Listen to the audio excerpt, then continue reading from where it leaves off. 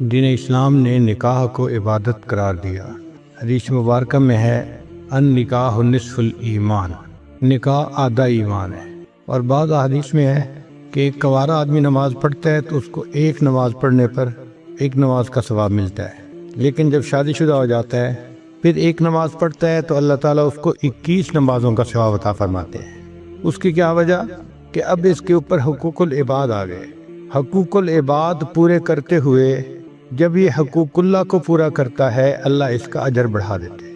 نبی اسلام نے ارشاد فرمایا چند باتیں سنن المرسلین میں سے ہیں، یعنی سب رسولوں نے اس پر عمل کیا۔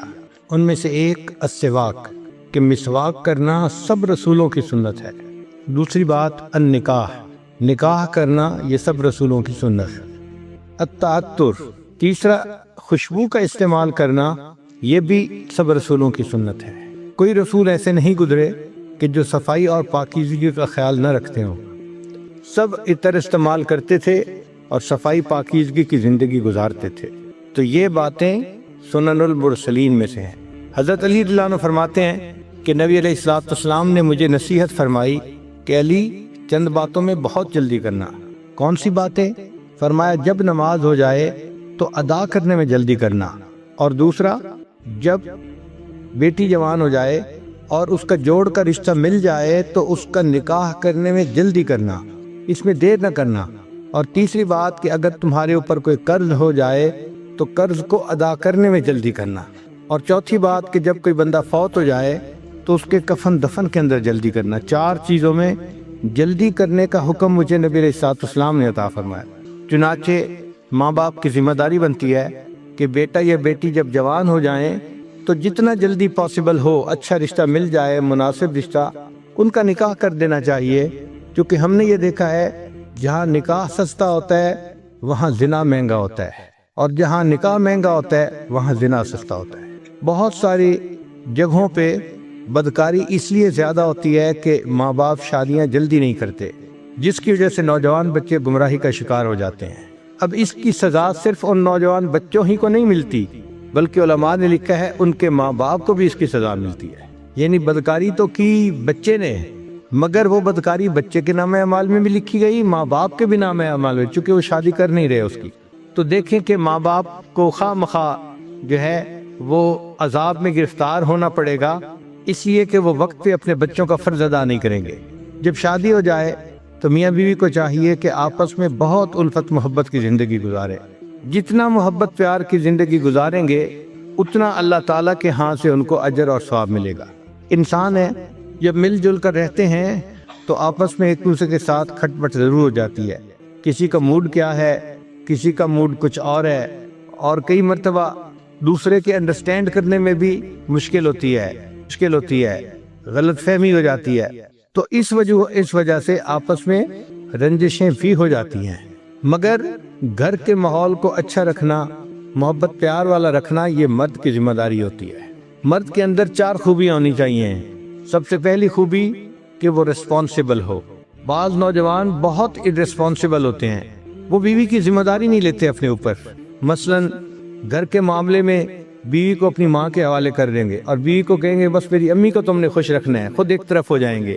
اب ایک طرف ایک چھوٹی عمر کی ناتجربہ کار سی بچی ہے، اور دوسری طرف جو ساس صاحبہ ہوتی ہیں وہ ماشاءاللہ سبحان اللہ، اس کو کہتے ہیں بہو اناڑی اور ساس کھلاڑی۔ تو کیا ہوتا ہے کہ وہ بہو چند ہی دنوں میں اس بچی کو ناک آؤٹ کر دیتی ہے، اور خامد اور اس کے درمیان کی ایکویشن کو بھی خراب کر دیتی ہے۔ ہمارے بڑوں نے یہ لکھا ہے کہ جب شادی کرنے کا وقت ہو تو جس طرح انسان رشتے کے لیے لڑکے کو دیکھتا ہے، اسی طرح لڑکے کی والدہ کو بھی دیکھنا چاہیے کہ طبیعت کی کیسی ہے۔ اگر نیک طبیعت کی ہے اور نرم طبیعت کی ہے تو وہ گھر کو آباد کر لے گی، اور اپنے بچے کو بھی گھر آباد کروانا سکھائے گی۔ ہم نے اپنے گھر میں دیکھا ہے ہماری والدہ صاحبہ ماشاءاللہ بہت نیک طبیعت کی تھیں اور نرم طبیعت کی تھیں، تو ساری زندگی ہم نے اپنے بڑے بھائیوں کو ڈانٹ پڑتے دیکھا۔ جب ذرا کوئی بات ہوتی تو امی بیٹوں کو ڈانٹتی تھی کہ تم کیوں اس کے ساتھ جو ہے وہ اچھا سلوک نہیں کر رہے، کیوں اس کو خوش نہیں رکھتے۔ ایک دفعہ میرے ایک بڑے بھائی نے آگے سے لاجک پیش کی، امی آپ دیکھیں اس میں میرا قصور نہیں اس کا قصور ہے۔ تو پھر امی نے آگے سے جواب دیا کہ مجھے پتہ ہے نا، جب میں رشتہ لینے گئی تھی تو میں نے اس کے ماں باپ کو کہا تھا کہ میں اس بچی کو خوش رکھوں گی، تو میں تو ہمیشہ اس بچی ہی کی سائیڈ لوں گی، تمہیں ٹھیک ہونا پڑے گا۔ تو مجھے پھر اب احساس ہوتا ہے کہ دیکھو ہمارے بڑے اپنے بات کا، اپنے بول کا کتنا لحاظ رکھتے تھے، اور واقعی رشتہ جب لینا ہوتا ہے نا، اس وقت تو اس طرح بچ کے بات کرتے ہیں کہ جی ہم تو اس بچی کو اپنی بیٹی بنائیں گے اور خوش رکھیں گے، اور ہم تو اس کو بہت اچھی طرح سے رکھیں گے۔ لیکن وہ جو رشتہ مانگتے ہوئے کی کیفیت ہوتی ہے وہ چند دن کی بات ہوتی ہے۔ جب رشتہ ہو جاتا ہے پھر یوں سمجھ لیتے ہیں کہ یہ کہیں گری پڑی چیز تھی اور اس کا تو کوئی سہارا ہی نہیں تھا اور ہم اس کو اٹھا کے لے آئے، حالانکہ اس کو ماں باپ نے آزاد جنا ہے اور وہ ماں باپ کے ساتھ عزت کی زندگی گزار رہی تھی۔ تو گھر کے اندر بیوی کو عزت قدر سے رکھنا یہ خاوند کی ذمہ داری بنتی ہے، اس کو کسی کے حوالے کر دینا یہ غلط بات ہے۔ ہم نے بعض جگہ پہ دیکھا کہ 4 بھائی ہیں اور چاروں کی بیویوں کا کنٹرول ان کی بڑی بہن کے پاس ہے، یعنی بڑی نند جو ہے نا وہ پورے گھر کو کنٹرول کر رہی ہے۔ اب حیرت ہوتی ہے دیکھ کے کہ بھئی شادی اس کی ہوئی ہے خاوند کے ساتھ اور اس کو حکم جاری ہو رہا ہے کہیں اور سے، حتیٰ کہ اب ان بھائیوں کی بیٹیوں کی شادیاں جب ہوتی ہیں تو ان کے جہیز بھی نند خریدتی ہے۔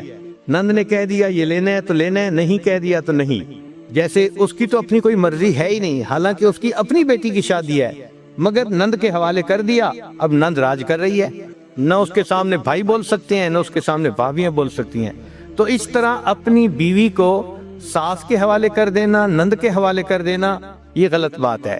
یہ اپنی جگہ بات ٹھیک ہے کہ ساس اور نند کا بڑا احترام ہوتا ہے، مگر ہر چیز کی اپنی ایک لیمٹ ہوتی ہے۔ میاں بیوی کی اپنی زندگی محبت و پیار سے رہے یہ زیادہ ضروری ہے بنسبت اس کے کہ حکم کسی اور کا چلے۔ اچھا، کئی نوجوان ایسے irresponsible ہوتے ہیں کہ گھر کے کاموں میں دلچسپی نہیں لیتے۔ مثلا بیوی کب سے کہہ رہی ہے وہ واش روم کا جو شاور ہے نا وہ لیک کر رہی ہے اور پورے واش روم میں ہر وقت پانی رہتا ہے، تو پلیز اس کو ٹھیک کروا دیں۔ ایک دفعہ یاد کروایا، دوسری دفعہ کروایا، تیسری دفعہ کروایا، آہو میں بھول گیا تھا، مجھے یاد نہیں رہا تھا۔ یہ جو آپ کہتے ہیں نا میں بھول گیا تھا، مجھے یاد نہیں رہا تھا، یہ چھوٹی سی چیز نہیں ہے۔ اللہ کے ہاں بہت بڑی کوتاہی لکھی جاتی ہے کہ مرد کو گھر کا کام بتایا جائے اور وہ اس کام کو ذمہ داری سے نہ کروا سکے۔ بعض تو ایسے شہزادے ہوتے ہیں کہ گارڈننگ کا کام بھی بیوی کا ذمہ لگا دیتے ہیں کہ وہ گارڈننگ کا جو کام ہے وہ مالی سے خود ہی کروا لو۔ بھئی بیوی آپ کی ہے، پردہ نشیں ہے، نیک ہے، اس کے ذمہ یہ کام کیوں لگا رہے ہو؟ یہ کام تو مرد کا ہے، مرد کو کرنا چاہیے۔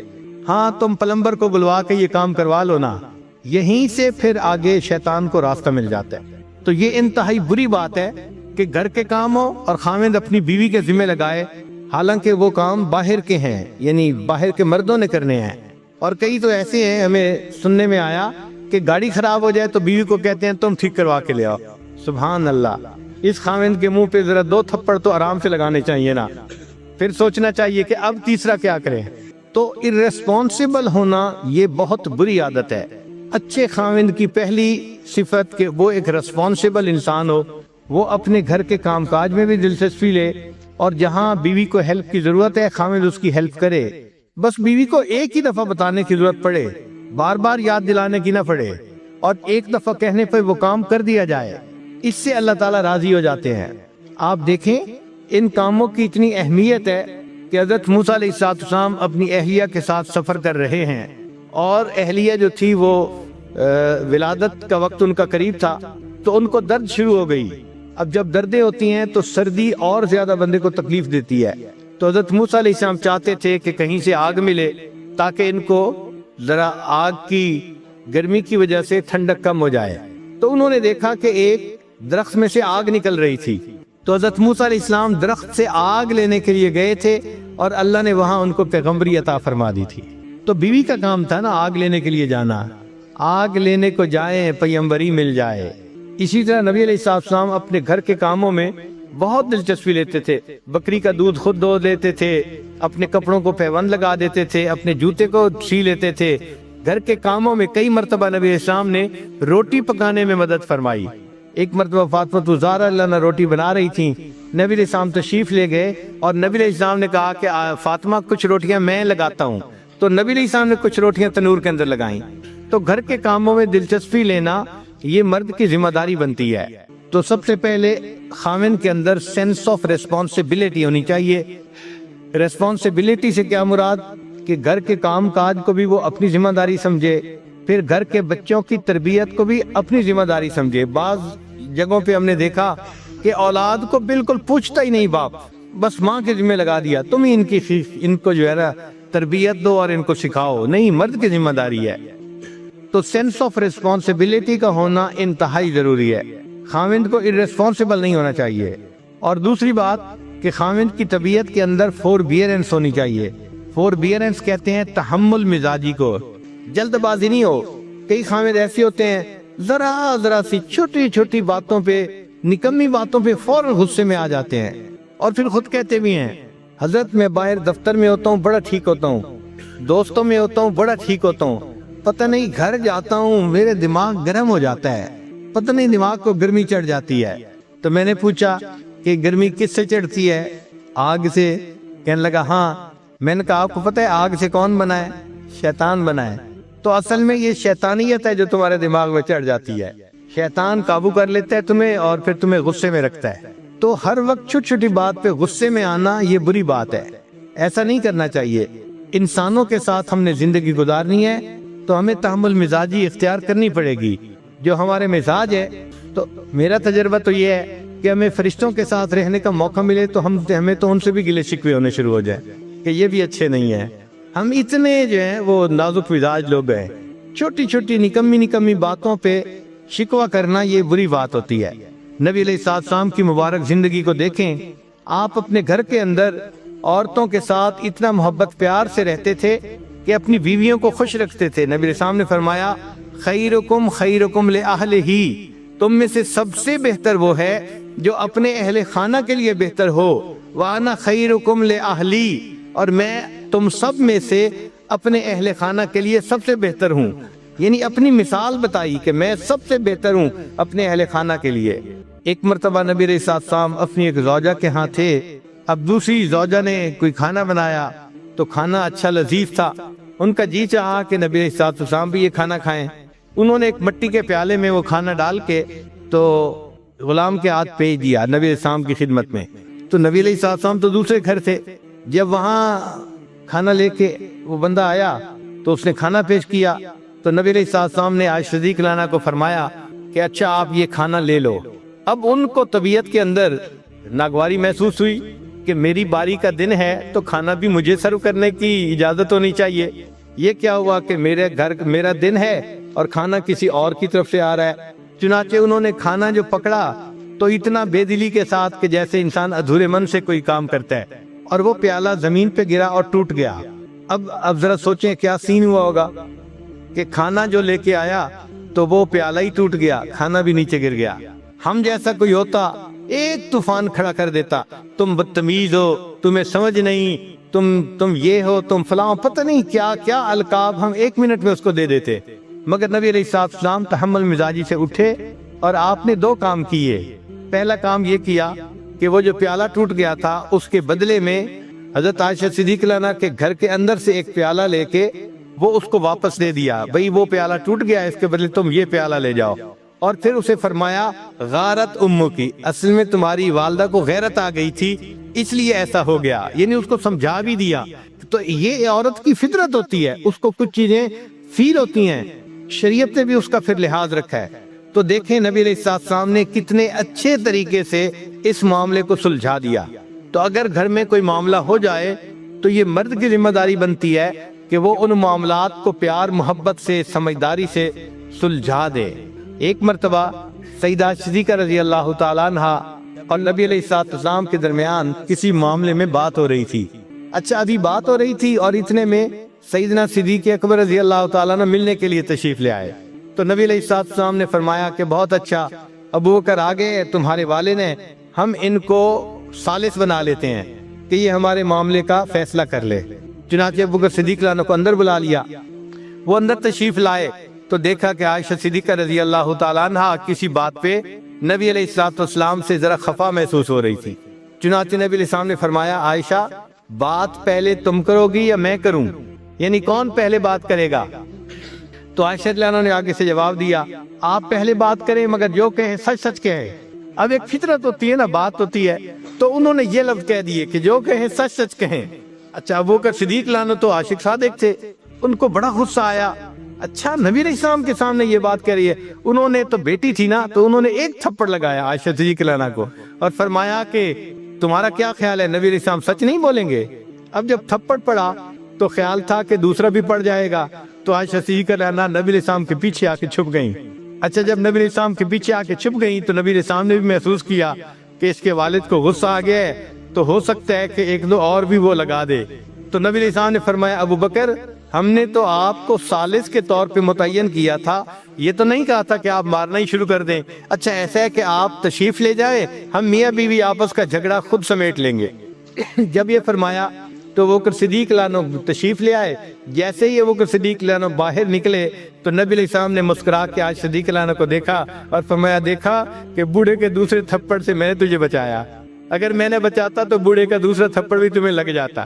تو مقصد یہ ہے کہ گھروں میں اس قسم کی چھوٹی چھوٹی باتیں ہونا ممکن ہے، اس کی توقع رکھیں، یہ ہوگا، ایسا نہیں کہ ہو ہی نہیں سکتا، ہوگا۔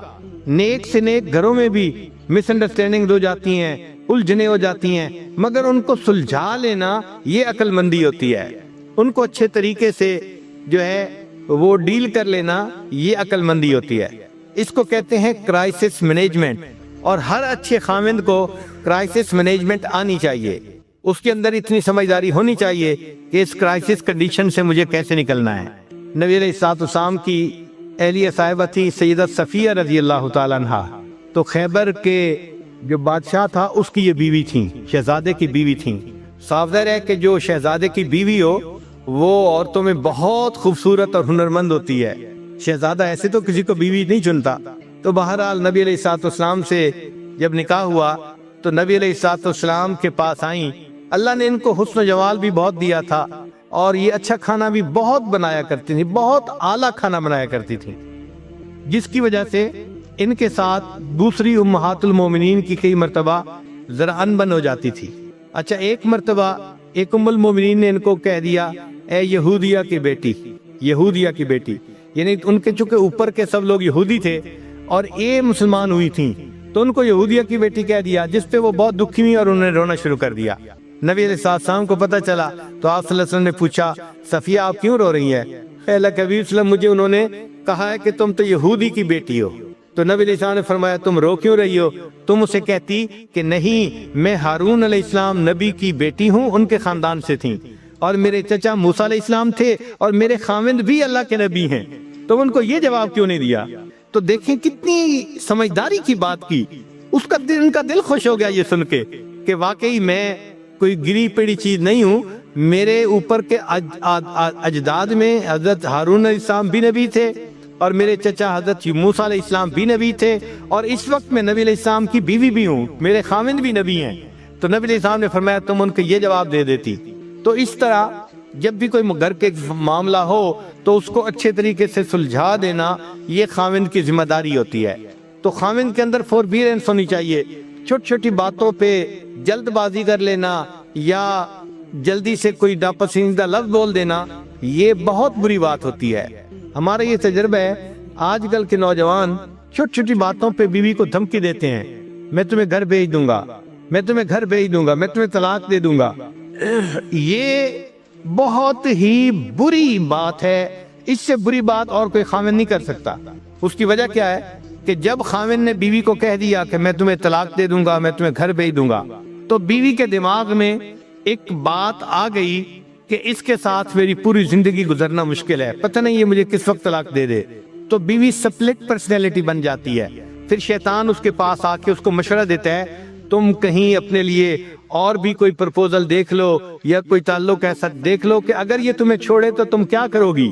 تو یہ فکرہ چھوٹا سا ہے لیکن اس فکرے کا زہر کتنا ہے اس کا مردوں کو اندازہ نہیں ہوتا۔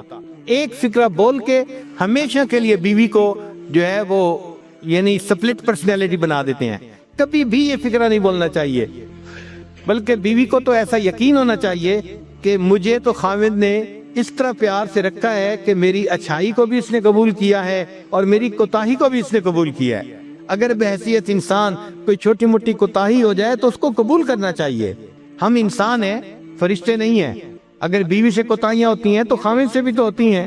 اگر خاوند بیوی کے اندر 10 کوتاہیاں گن لے گا تو بیوی اپنے خاوند کے اندر 100 کوتاہیاں گن لے گی. نبی علیہ السلام نے اس کا بہترین حل بتایا.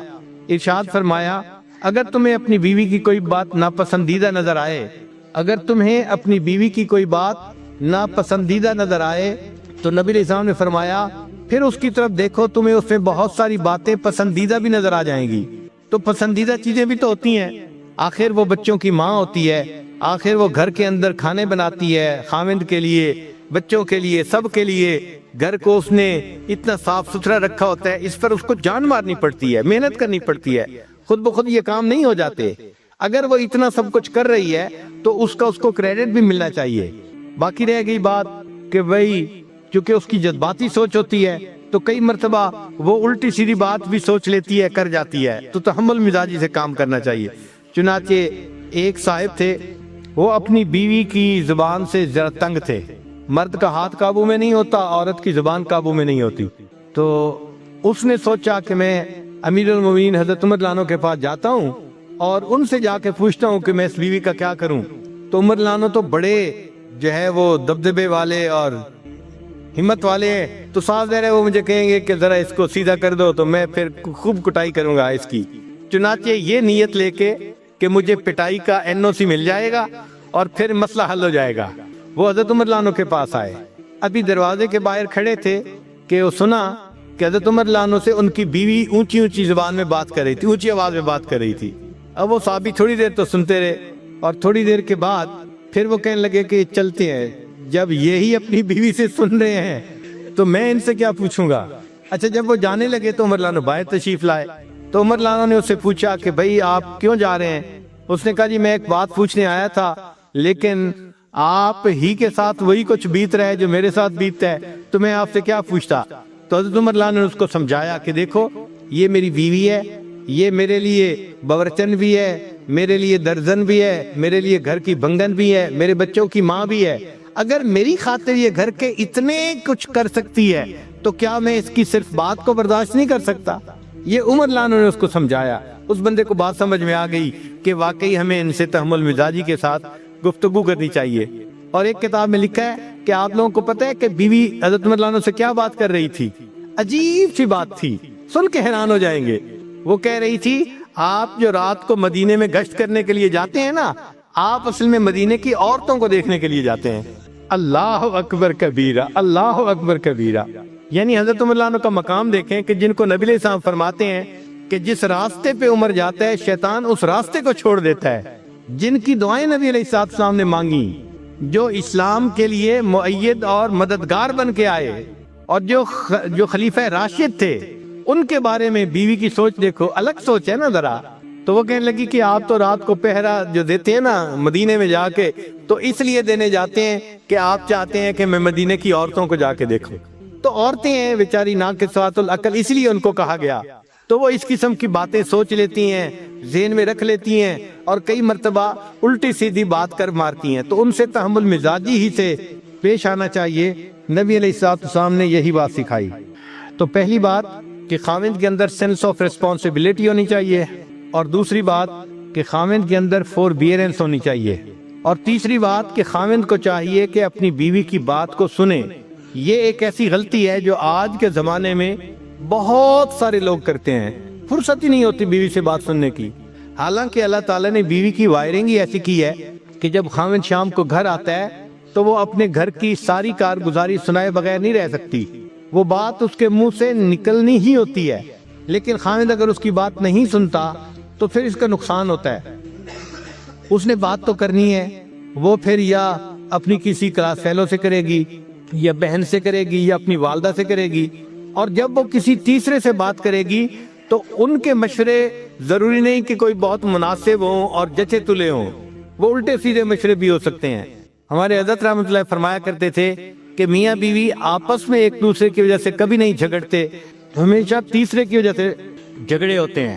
اور واقعی ہم نے دیکھا ہے کہ جھگڑے کی بنیاد ہمیشہ کوئی نہ کوئی تیسرا ہوتا ہے، چاہے وہ لڑکی کی ماں ہو، لڑکی کی بہنیں ہو، یا لڑکے کی والدہ ہو، لڑکے کی بہنیں ہو. کوئی نہ کوئی تیسرا ہوتا ہے جو میاں بیوی کی ایکویشن خراب ہونے کا ذریعہ بنتا ہے. تو اس لیے خاوند کی یہ ذمہ داری ہے کہ جب وہ باہر سے آئے تو وہ 15-20 منٹ اپنی بیوی کے پاس بیٹھے اور اس سے اس کی بات چیت سنیں جو وہ کہنا چاہتی ہے۔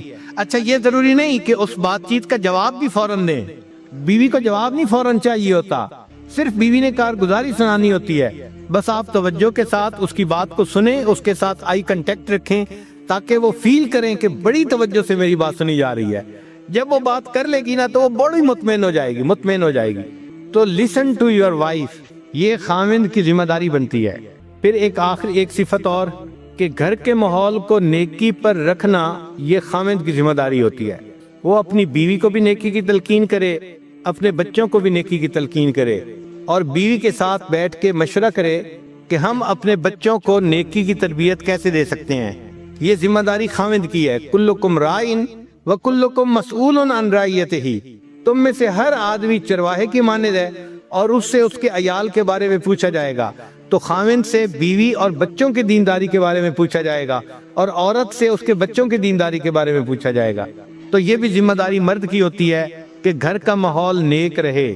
ایسی آزادی نہ کرے کہ جی بیوی ٹی وی لے کے آ گئی ہے اور بیوی نے یہ لگوا لیا ہے اور بیوی نے یہ کر دیا ہے اور بچوں کے ذمے، ایسی بات ہرگز نہیں، مرد کی ذمہ داری ہوتی ہے۔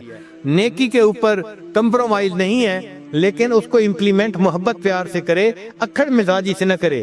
اس طرح مسلمان نہ بنے کہ اس کے مسلمان بننے پہ باقی لوگ کافر بن جائیں، ایسے نہیں کرنا چاہیے۔ محبت پیار سے ان کو سمجھائے اور ان کو دین کی طرف لے کے آئے۔ محبت پیار ایسا نسخہ ہے کہ گھر کے سارے لوگ دین کے اوپر آ جانا آسانی سے آ جاتے ہیں۔ ایک مرتبہ لاہور کا ایک نوجوان میرے پاس آیا، اب اس کی شادی 1-2 مہینے پہلے ہوئی تھی، اور شادی کے چند ہی دنوں بعد یہ سلسلے میں داخل ہو گیا، بیعت ہو گیا۔ اب اس نے چہرے پہ داڑھی بھی سجا لی، نمازیں بھی پڑھنی شروع کر دیں، تو نیکی پہ آ گیا۔ اللہ کی شان کے ایک دن میرے پاس آیا، غصے میں تھا۔ میں نے پوچھا خیریت ہے؟ کہنے لگا بس حضرت کیا بتاؤں، یہ جو میری بیوی ہے نا، اس نے بس مجھے بہت ستایا ہوا ہے۔ میں نے پوچھا کیا ہوا؟ کہنے لگا کہ کہتا ہوں تو نماز نہیں پڑھتی، سر پہ دوپٹے کا خیال نہیں رکھتی، اور بالکل اس کو تو دین کا کوئی احساس ہی نہیں ہے، یہ تو اس نے تو میرا جو ہے نا جینا حرام کر دیا ہے۔ خیر خوب اس نے غصے میں چند باتیں کہیں، تو جب اس نے غصے میں باتیں کر لیں تو پھر میں نے اس سے پوچھا کہ اچھا یہ بتاؤ کہ جب شادی ہوئی تھی اس وقت آپ دیندار اسی طرح تھے جیسے آج ہیں، یا آپ بھی اسی طرح کے تھے؟ کہتے نہیں جی اس وقت تو میں بھی نمازیں نہیں پڑھتا تھا۔ اصل میں شروع میں دونوں ایک ہی جیسے تھے اور آپس میں پسند کی شادی تھی یہ۔ تو میں نے کہا کہ بھائی آپ بھی اسی جیسے تھے اور آپ بھی نمازیں نہیں پڑھتے تھے، تو آپ نے ایسی ہی بیوی پسند کی، تو بیوی تو وہی ہے نا، کوئی بدلی تو نہیں ہے، مگر فرق یہ پڑا کہ آپ نے اس مجلس میں آنا شروع کیا اور آپ نے دین کی باتیں سنی تو آپ نے دین کو قبول کر لیا، اور اب آپ کی زندگی نیکی دین والی بن گئی ہے۔ کہنے لگے ہاں یہ بات تو ٹھیک ہے۔ میں نے کہا یہ بتائے کہ آپ کی بیوی نے کتنی نصیحتوں کی محفل اٹینڈ کی ہے؟ کہنے لگے وہ تو نہیں آتی۔ میں نے کہا کوئی اور دینی محفل اٹینڈ کی ہو جہاں اس کو دین کی طرف کسی نے ترغیب دی ہو، بلایا ہو؟ کہنے لگا نہیں۔ میں نے کہا پھر وہ کیسے دوپٹہ کرے گی سر کے اوپر، اور کیسے وہ پردے کا خیال کرے گی، نمازیں پڑھے گی؟ اس کو تو سمجھانے والا کوئی ہے ہی نہیں، آپ کو تو سمجھانے والے مل گئے، اس کو تو نہیں نہ ملے۔ تو اب اس کو فیل ہوا کہ بھائی حضرت جی مجھے آہستہ آہستہ نا اس بات پہ لے آئیں گے کہ اچھا اس کو محفلوں میں لایا کرو، تو یہ تو کام لمبا ہو جائے گا نا۔ اور وہ تو جلدی حل چاہتا تھا کہ حضرت جی مجھے کہیں وہ نماز نہیں پڑھتی، تم جاؤ ذرا اس کو سیدھا کرو۔ خیر جب میں نے دیکھا کہ بھائی یہ خاموش تو ہو گیا ہے لیکن اس کے دل سے ابھی غصہ ختم نہیں ہوا، تو پھر میں نے اس سے بات کی۔ میں نے کہا دیکھیں آپ ہر سنت پہ اب عمل کرنے لگ گئے ہیں نا؟ کہنے لگا جی میری کوشش ہوتی ہے ہر بڑی اور ہر چھوٹی سنت کے اوپر عمل کروں، میری پوری زندگی سنت کے مطابق ہو جائے، اور آپ بھی یہی تلقین کرتے ہیں۔ میں نے کہا اچھا میں آج آپ کو ایک سنت بتاتا ہوں، آپ اس کے اوپر عمل کریں۔ کہنے لگا جی۔ میں نے کہا آپ واپس جاتے ہوئے کسی دکان سے مٹھائی کا ڈبہ ساتھ لے جائیں، اور جب گھر جائیں تو دسترخوان پہ جب ڈبہ رکھا جائے تو اس میں سے مٹھائی کا ایک پیس اٹھا کے اپنی بیوی کے منہ میں ڈالنا۔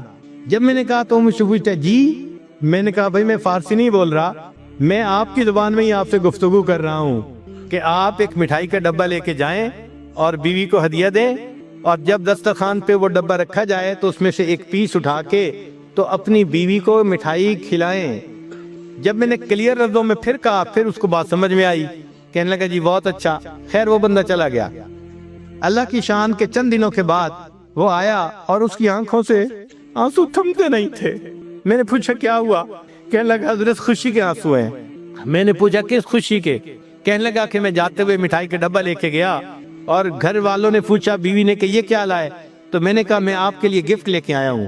تو بڑی حیران ہوئی، اچھا آپ میرے لیے گفٹ لے کے آئے ہیں؟ میں نے کہا ہاں۔ تھوڑی دیر کے بعد پھر کھانے کا وقت آیا تو کھانے کے دسترخوان پر کھانا لگ گیا اور وہ مٹھائی کا ڈبہ بھی وہیں تھا۔ کہنے لگے میں نے آپ کی جو ہے وہ نصیحت کے مطابق مٹھائی کا ایک پیس اٹھایا اور ایک گلاب جامن میں نے اپنی بیوی کے طرف کیا، تو وہ میری طرف دیکھنے لگی کہ کیا مطلب ہے۔ میں نے کہا کہ یہ میں تمہیں خود اپنے ہاتھوں سے کھلانا چاہتا ہوں۔ کہنے لگی وہ حیران۔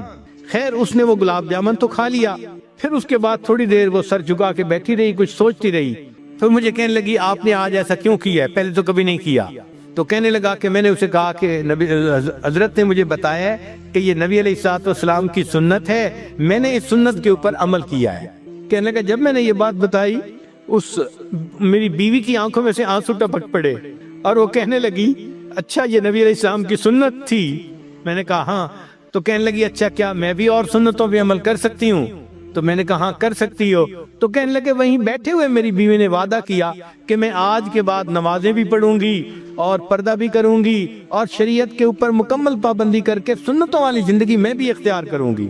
نبی علیہ السلام کی ایک سنت نے پورے گھر کے ماحول کو بدل کے رکھ دیا اور وہ بچی نیک بن گئی اور بعد میں وہ بچی عالمہ بھی بن گئی۔ تو گھر کے اندر نیکی کا ماحول رکھنا، نیکی کی تلقین کرتے رہنا، یہ خاوند کی ذمہ داری ہوتی ہے۔ ہمارے حضرت رحمت اللہ علیہ فرمایا کرتے تھے کہ جو خاوند اپنے گھر میں نیکی کے ماحول کا خیال نہیں کرتا، جو خاوند اپنے گھر میں نیکی کے ماحول کا خیال نہیں کرتا، اس گھر کے مردوں میں اور مردوں میں کوئی فرق نہیں ہوتا۔ یہ ہمارے حضرت مرشد عالم رحمۃ اللہ فرماتے تھے کہ جو مرد اپنے گھر میں گھر والوں کو نیکی کی تلقین نہیں کرتا، اس گھر کے مردوں میں اور اس گھر کے مردوں میں کوئی فرق نہیں ہوتا۔ تو یہ خاوند کی ذمہ داری ہوتی ہے۔ ایکسکیوز نہ کریں کہ جی میری بات سنتا کوئی نہیں، مانتا کیوں نہیں۔ ہاں جب آپ رف ٹف موڈ میں، غصے کے موڈ میں بات کریں گے آپ کی بات کوئی نہیں سنے گا، لیکن جب آپ محبت اور پیار سے بات کریں گے تو ایسی ہر کوئی بات سنے گا کہ سب آپ کے جو ہیں وہ بات کو پورا کر کے دکھانے والے بن جائیں گے۔ بچے بھی آپ سے محبت کریں گے، بیوی بھی آپ سے محبت کرے گی۔ تو یہ صفت بھی خاوند کے اندر ہونی چاہیے۔ نبی علیہ الصلوۃ والسلام اپنی زوجہ سے کتنی محبت کرتے تھے اس کے بارے میں تو بہت ساری احادیث ہیں۔ بہرحال ایک حدیث مبارکہ سن لیجئے کہ ایک مرتبہ نبی علیہ الصلوۃ والسلام نے ایک اونٹ لیا، سفر درپیش تھا، تو سیدہ عائشہ صدیقہ عنہا کو اونٹ کے اوپر بٹھا دیا۔ اللہ کی شان کہ وہ اونٹ نیا تھا، ذرا بدک گیا اور بھاگ کھڑا ہوا۔ اب عائشہ لانا اوپر بیٹھی ہوئی ہیں، جو اوپر اس کے پالکی سی بنی ہوتی ہے اونٹ کے اوپر، اور اونٹ بھاگ گیا۔ جب بھاگ گیا تو نبی علیہ السلام نے فرمایا ہائے میری دلہن۔ حدیث پاک کے الفاظ کا مفہوم ہے کہ نبی علیہ السلام نے فرمایا اے میری دلہن، یعنی بیوی سے محبت تھی تو یہ الفاظ زبان سے نکلے نا۔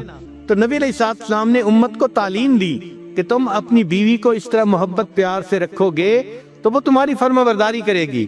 چنانچہ جب سیدہ فاطمہ تو زہرا رضی اللہ عنہا کی رخصتی ہونے لگی تو نبی علیہ السلام نے فرمایا حضرت علی عنہ کو، علی اگر تم محبت سے رکھو گے تو فاطمہ تمہاری ہے۔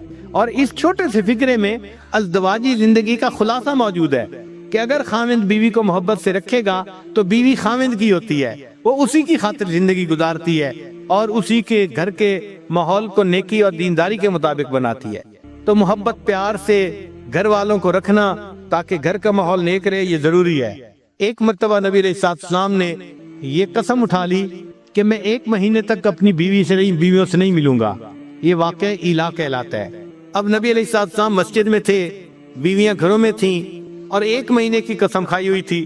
اللہ کی شان دیکھیں کہ 29واں دن تھا تو نبی علیہ السلام عائشہ صدیقہ عنہا کے گھر آ گئے تو عائشہ رضی اللہ عنہا نے کہا اے اللہ کے حبیب صلی اللہ علیہ وسلم، آپ نے تو قسم کھائی تھی کہ میں 1 مہینے تک بیویوں سے نہیں ملوں گا اور آج تو 29 دن ہیں۔ تو نبی علیہ السلام نے فرمایا عائشہ کبھی کبھی مہینہ 29 کا بھی ہوا کرتا ہے۔ تو یہ بیوی کی محبت تھی نا کہ 30 دن کے بعد آنے کی بجائے 29 دن کے بعد آپ گھر تشریف لائے، اور پھر آپ نے کہا کہ عائشہ کبھی کبھی مہینہ 29 کا بھی ہوا کرتا ہے۔ ایک مرتبہ عائشہ صدیقہ عنہا نے پوچھا اے اللہ کے حبیب صلی اللہ علیہ وسلم، آپ کو مجھ سے محبت کس طرح کی ہے؟ تو نبی علیہ السلام نے جواب میں فرمایا کہ جس طرح رسی کی گانٹھ ہوتی ہے، ایسی گانٹھ کہ جس کو جتنا کھینچا جائے وہ اتنی مضبوط ہوتی چلی جاتی ہے، تو میری محبت بھی آپ کے ساتھ ایسی ہے کہ جتنا اس کو کھینچا جائے یہ اتنی مضبوط ہوتی چلی جاتی ہے۔ چنانچہ جب ایسی آیات اتری جن میں امہات المومنین کو اختیار دیا گیا تھا کہ یا تو وہ نبی علیہ السلام کے ساتھ رہیں یا پھر ان کو دنیا کی سب نعمتیں دے دی جائیں گی، اس کو آیت تخییر کہتے ہیں، تو نبی علیہ السلام نے بتایا سب کو، مگر نبی علیہ السلام سمجھتے تھے کہ عائشہ صدیقہ عمر میں چھوٹی ہیں، ایسا نہ ہو کوئی جلد بازی کا فیصلہ کر لے، تو نبی علیہ السلام نے امہات المومنین کو یہ بات بتائی کہ اللہ نے آپ لوگوں کو اختیار دیا ہے، آپ دونوں اس میں ایک چیز کو چن لے، فیصلہ کر لیں، مگر عائشہ آپ کو میں بتا رہا ہوں کہ آپ اکیلی فیصلہ نہ کرنا، آپ اپنے ماں باپ سے مشورے کے بعد فیصلہ کرنا، کیونکہ نبی علیہ السلام کو یقین تھا کہ جب یہ اپنے والد ابوبکر صدیق عنہ سے مشورہ کرے گی تو وہ ان کو یہی کہیں گے کہ تم جو ہے غربت تنگی کو برداشت کر لو اور نبی علیہ السلام کے ساتھ ہی رہو۔ تو جب انہوں نے نبی علیہ السلام نے فرمایا کہ تم اپنے والدین سے مشورے کے بعد فیصلہ کرنا، تو عائشہ صدیقہ عنہا مسکرائیں اور کہنے لگیں آپ کے بارے میں فیصلہ کرنے کے لیے مجھے کسی اور سے پوچھنے کی کوئی ضرورت نہیں، میں تنگی ترشی کو برداشت کر لوں گی، میں آپ کو اختیار کرتی ہوں، مجھے کسی اور چیز کی ضرورت نہیں ہے۔ تو عائشہ صدیقہ عنہا کے اس جواب کو سن کے پھر باقی تمام ازواج مطہرات نے بھی نبی علیہ السلام کو چن لیا۔ تو محبت دونوں طرف سے ہو، خاوند کی طرف سے بیوی سے محبت ہو اور بیوی کی طرف سے خاوند کے ساتھ اس کو محبت ہو۔ نبی علیہ السلام کی یہ کامیاب ازدواجی زندگی ہمیں اس بات کی تعلیم دیتی ہے، ہم اپنے گھروں میں اگر چاہیں تو جنت کا ماحول بنا سکتے ہیں۔ سچی بات یہ ہے، اتنا پرسکون ہوتا ہے گھر کہ انسان کو گھر میں جنت کا مزہ آتا ہے، سب نیکی پہ چلنے والے، سب نیکی کرنے والے، سب اتفاق رائے کے ساتھ زندگی گزارنے والے، بیوی خاوند کی تعریفیں کر رہی ہوتی ہے، خاوند بیوی کی تعریفیں کر رہا ہوتا ہے، اور دونوں اللہ کو راضی کرنے کے لیے اپنی کوششیں کر رہے ہوتے ہیں۔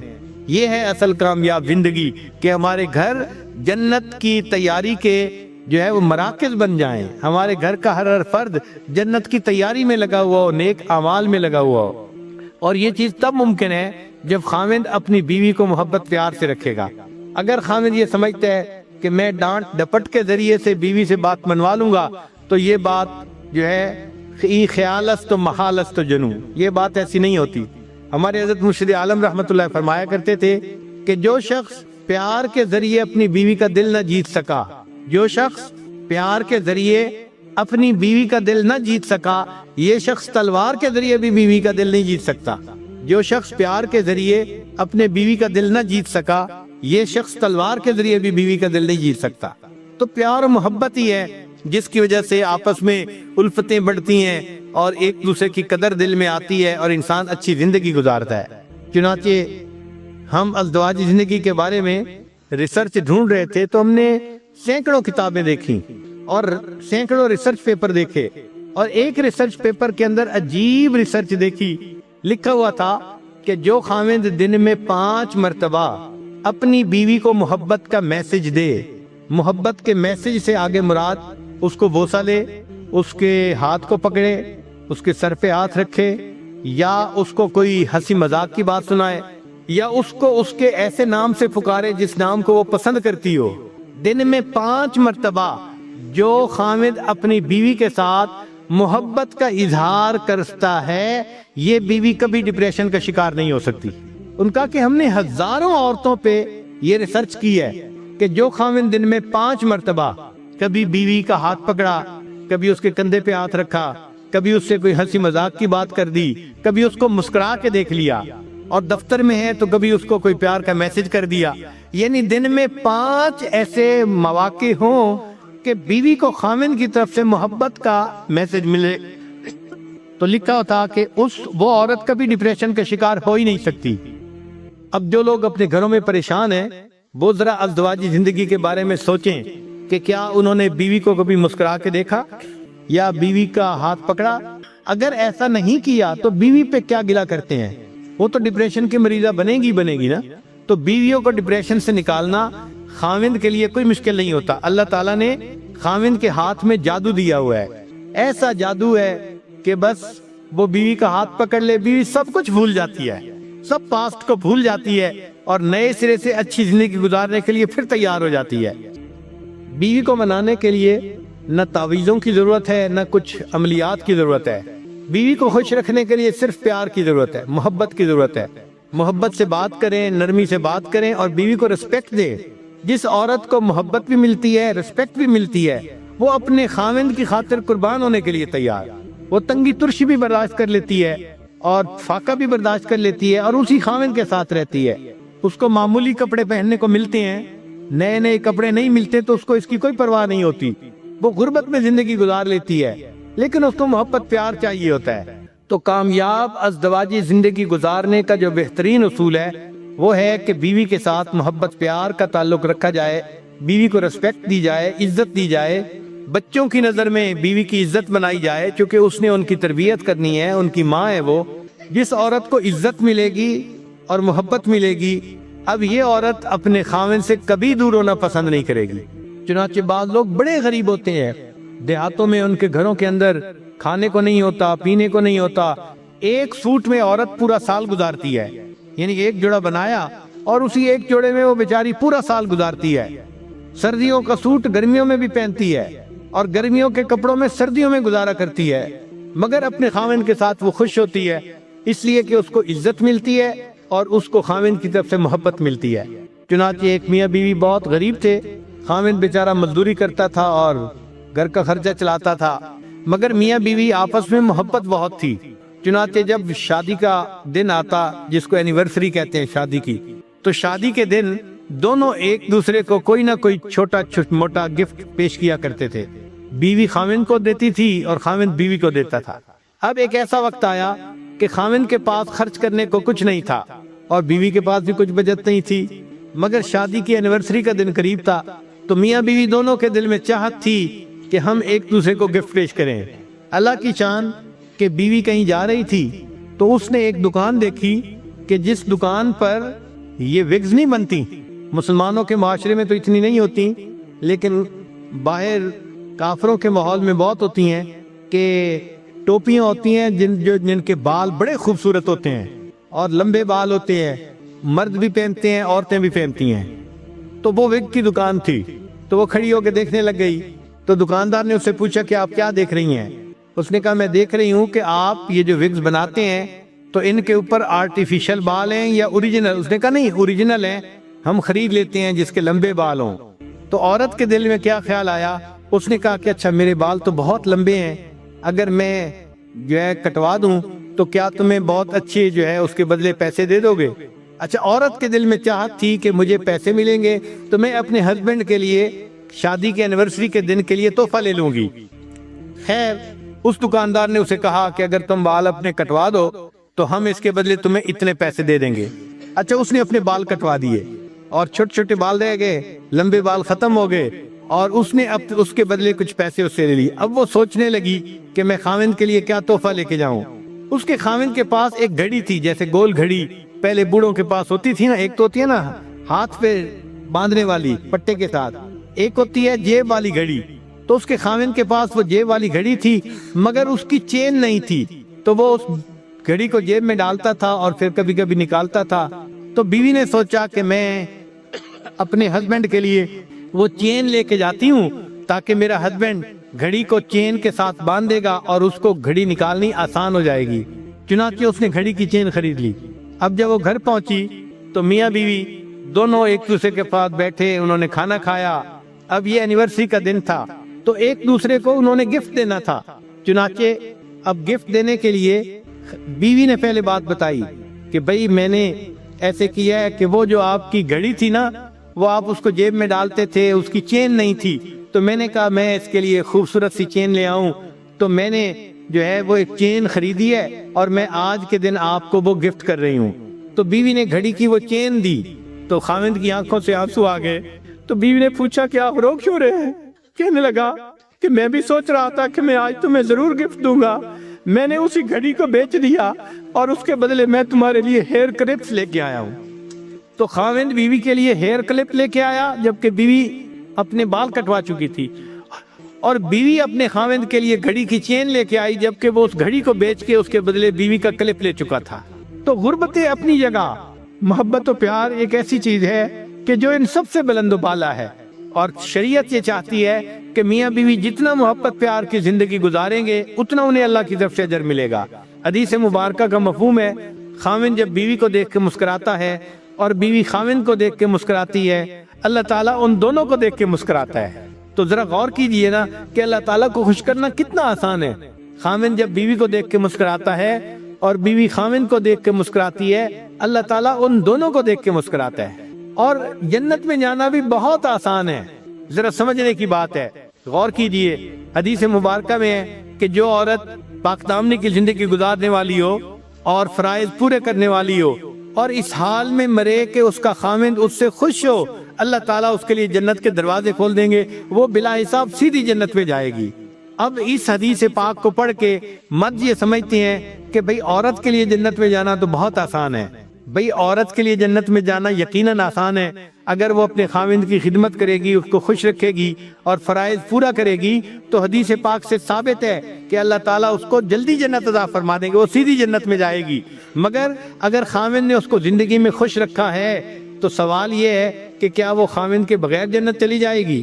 بھئی جو بھی اپنے خاوند سے خوش ہے، اگر اس کو اختیار دیا گیا کہ جنت چلی جاؤ تو کیا وہ خاوند کے بغیر چلی جائے گی؟ نہیں جائے گی، اس کی وفا کے خلاف ہے، کبھی ہو ہی نہیں سکتا کہ وہ خاوند کے بغیر جنت میں جائے۔ تو اگر بیوی جلدی جائے گی تو بیوی خاوند کو بھی ساتھ لے کے جائے گی۔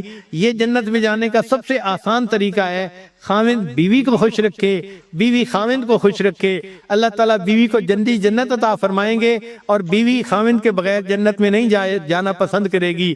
اللہ تعالیٰ ہمیں نیکی تقوی کی زندگی گزارنے کی توفیق عطا فرمائے اور ایک مثالی خاوند بن کر اللہ زندگی گزارنے کی توفیق عطا فرمائے۔ جو غلطیاں کوتاہیاں ہو گئی ہیں اپنی بیویوں سے معافی مانگ لینے میں کوئی حرج نہیں ہے، دنیا میں ان سے معافی مانگ کے خوش کر لیجئے اور ایک نئی زندگی محبتوں والی شروع کر دیجئے۔